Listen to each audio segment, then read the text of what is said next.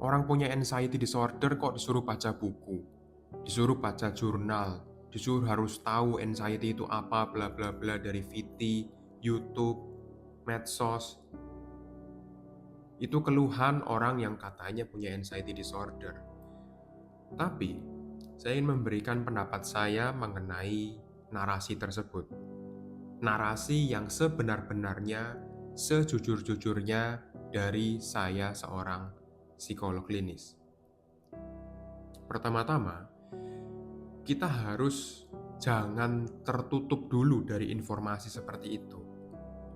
Karena orang kalau sudah punya anxiety disorder, artinya ini bukan kecemasan biasa, tapi sudah gangguan.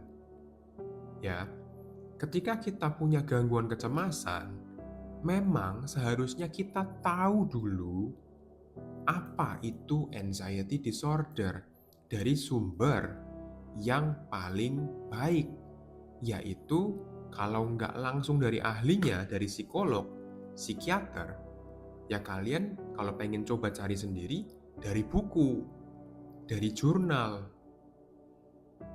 dari YouTube-nya orang-orang yang memang ahli di bidangnya. Ya, karena banyak dari kalian, orang-orang yang memiliki anxiety disorder itu hanya mencari lewat Google. Mencari lewat Google pun belum tentu benar informasi mengenai anxiety disorder-nya itu. Akhirnya, informasinya bisa jadi misleading, bisa jadi salah, bisa jadi hanya menakut-nakuti saja. Pada akhirnya, kecemasannya jadi tambah parah, karena hanya mencari tahu tapi tidak mendapatkan penanganan yang sesuai. Gitu ya. Jadi, kalau ada orang atau mental health counselor atau psikolog atau psikiater bilang penanganan utamanya kalau kamu punya anxiety disorder adalah baca buku, itu ada benarnya.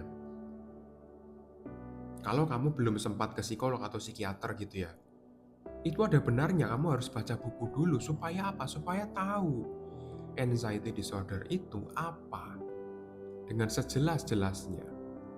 Anxiety disorder itu ada banyak. Kamu kena yang mana?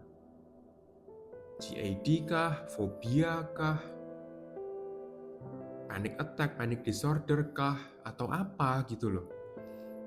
Nah, kalau sudah jelas, kamu sudah baca buku dan dapat informasi yang sesuai, baru kamu bisa self-improve. Karena penanganan tiap gangguan itu bisa beda-beda gitu loh.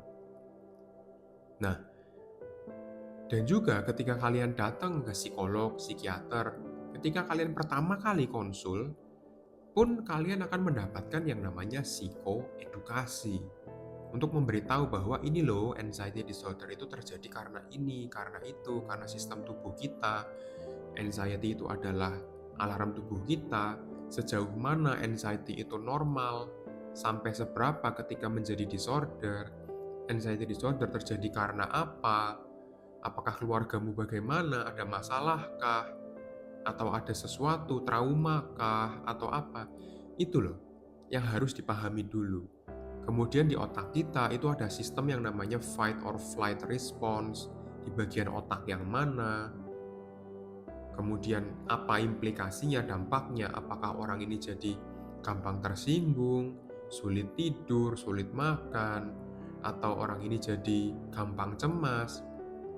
Ketika dia cemas, dia mungkin ada gangguan pernapasan, gangguan pencernaan, ototnya tegang, matanya sakit, macam-macam kan gitu loh. Makanya kita perlu tahu dulu, karena tahu itu adalah senjata utama kita. Pengetahuan, saya ulangi nih, pengetahuan adalah senjata utama kita mengatasi anxiety disorder. Jadi kalian jangan menolak ketika ada saran untuk coba baca buku deh mengenai anxiety disorder. Jangan. Oke? Semoga VT saya kali ini bisa membantu dan memberikan wawasan, membuka wawasan kalian semua terhadap anxiety disorder. Silakan kalian tonton semua video saya mengenai anxiety disorder untuk mendapatkan informasi yang tepat, yang lebih akurat. Oke? Terima kasih dan salam sehat jiwa untuk kita semua. Saya Ferdian Permana, psikolog klinis, undur diri.